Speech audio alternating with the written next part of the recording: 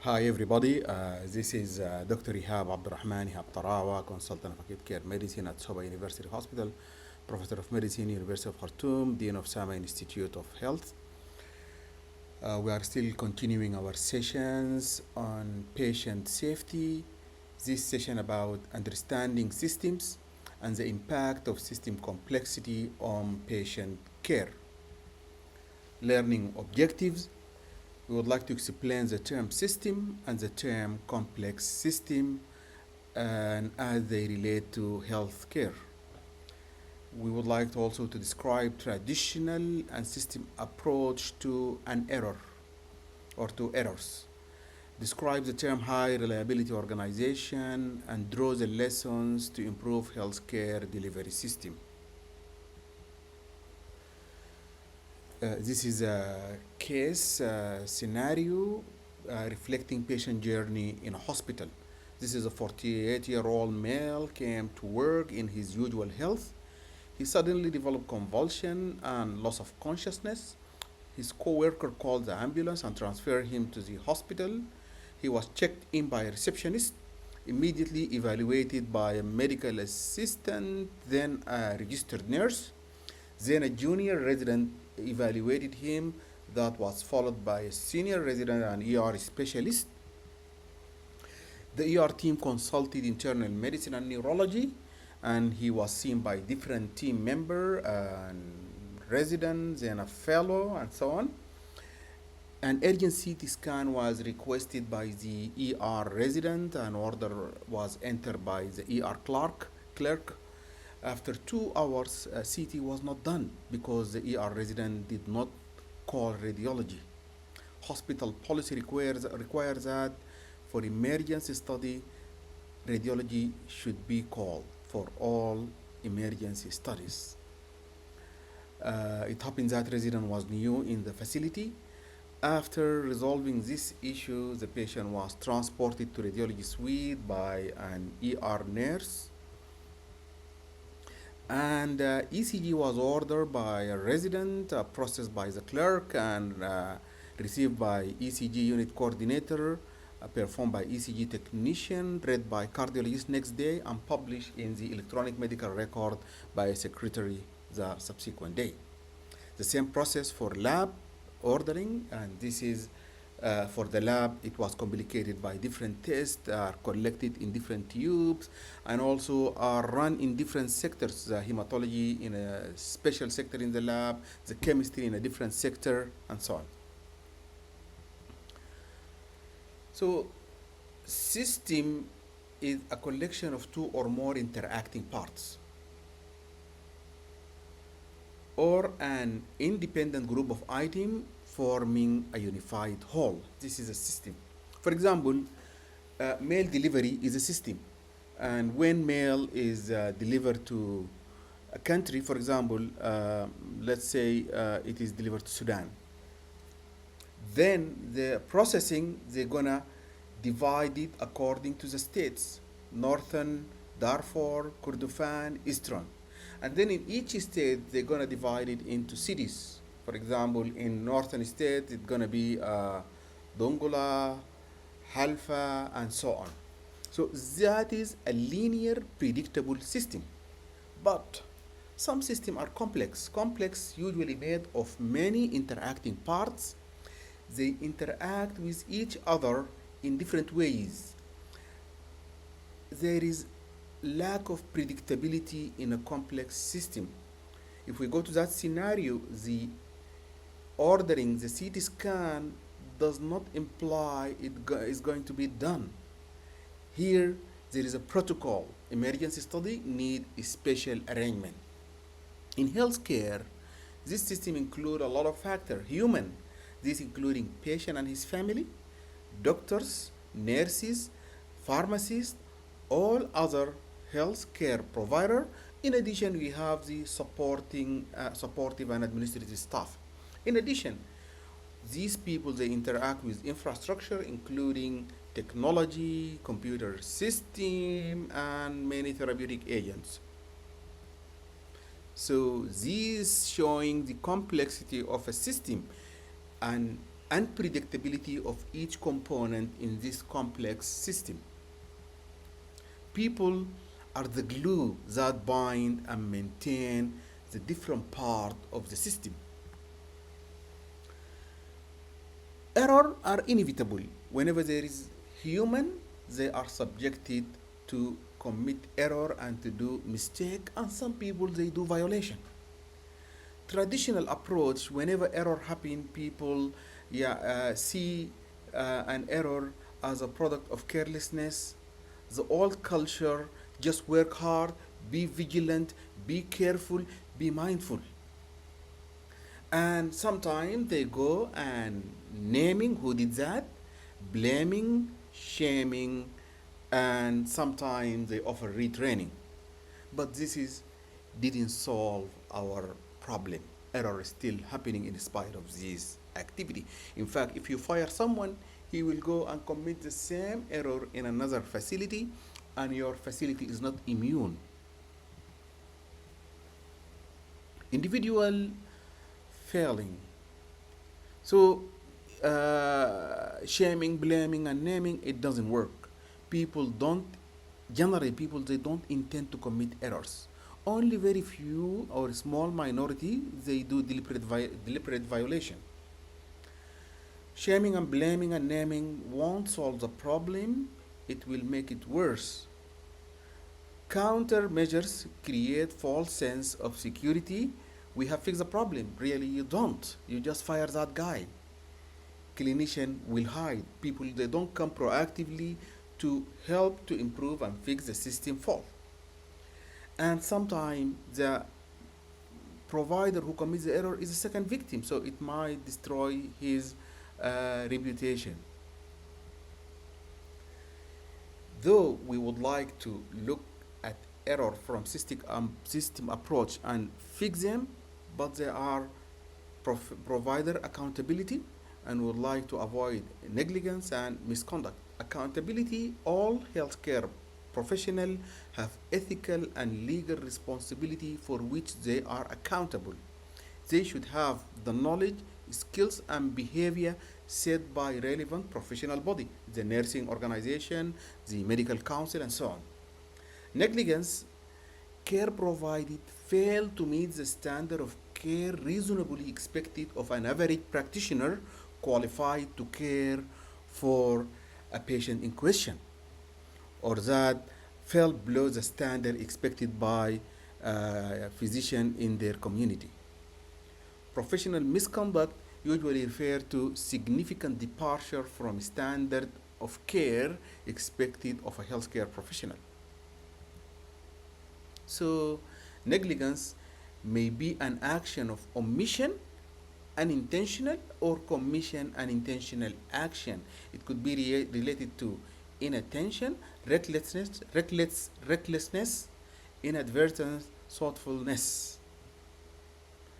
Negligence implies a substandard deviation from the standard of medical practice or medical care that would be expected by similarly trained professional or provider in similar circumstances.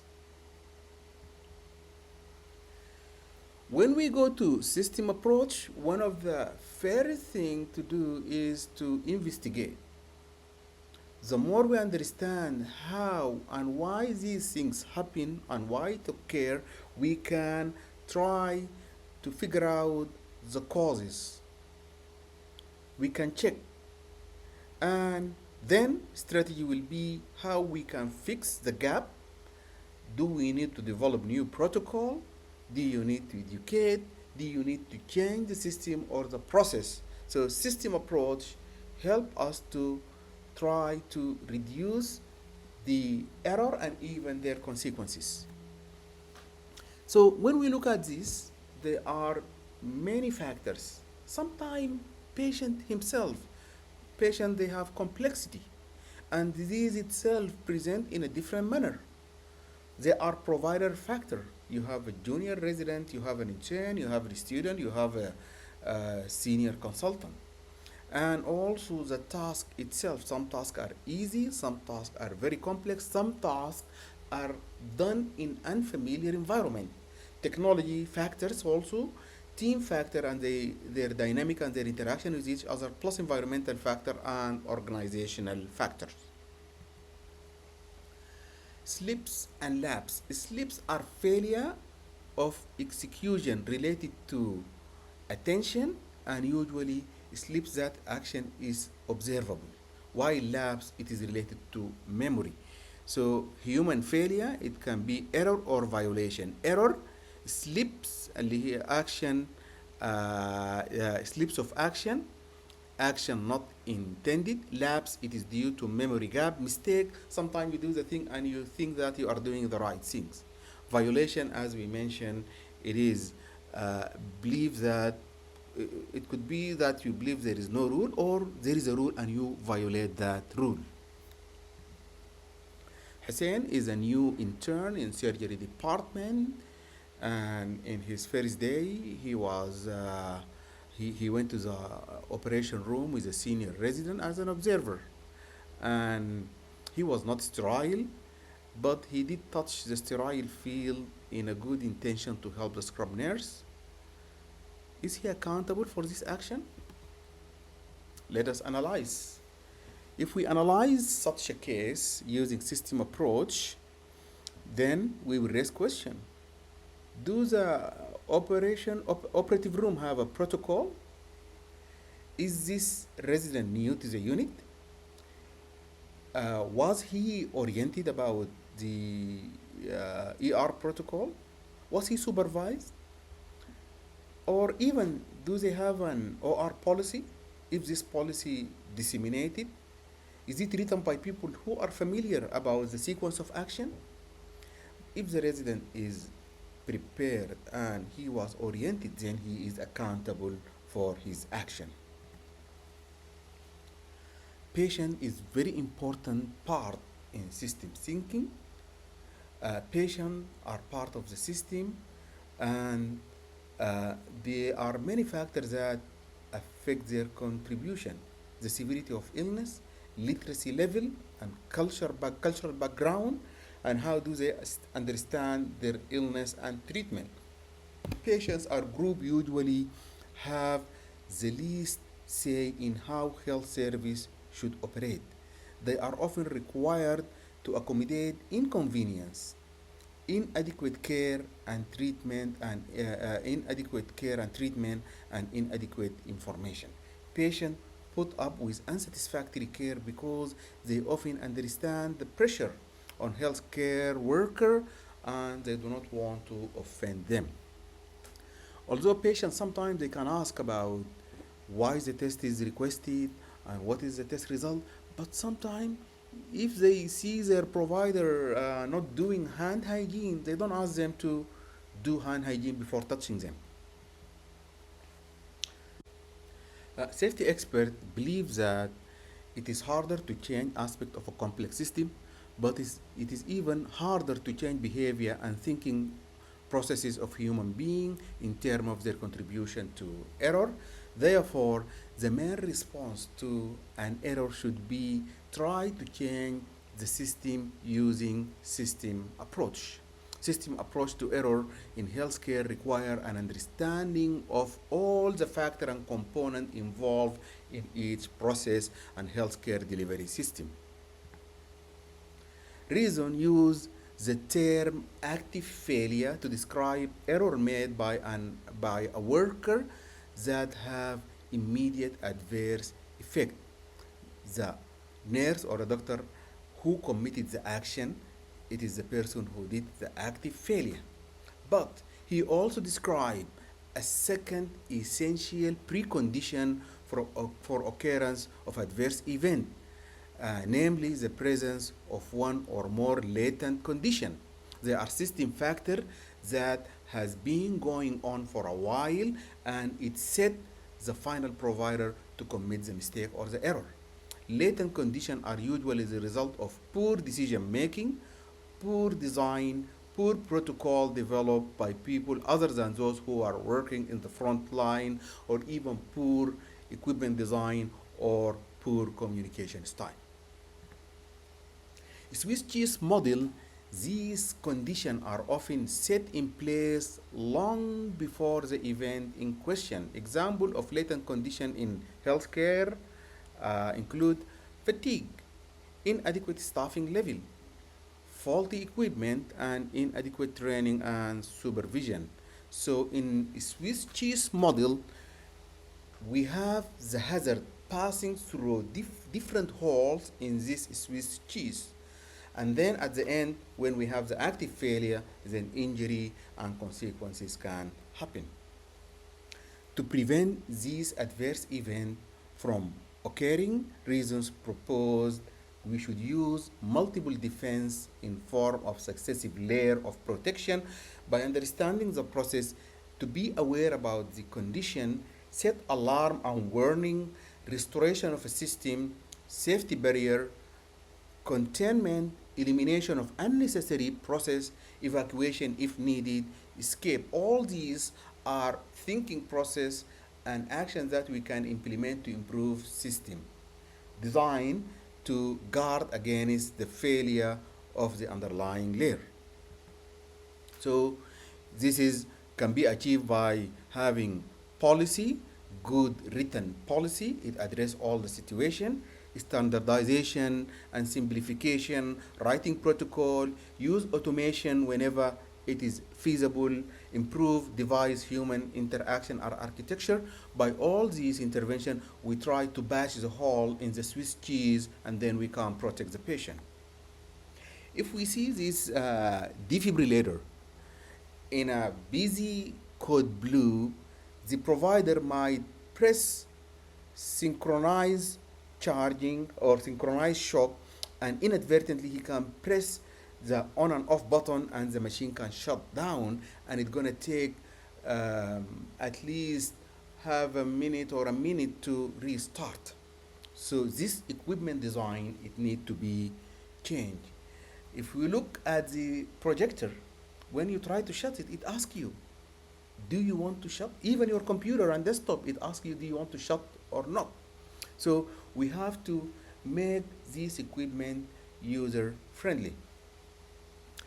High reliability organization, these like aviation and nuclear plant.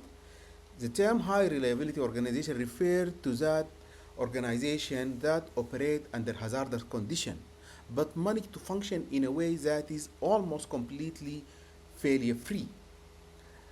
These high reliability organization characterized by preoccupation with failure. If an airplane crash, all people, including the pilot, they will die.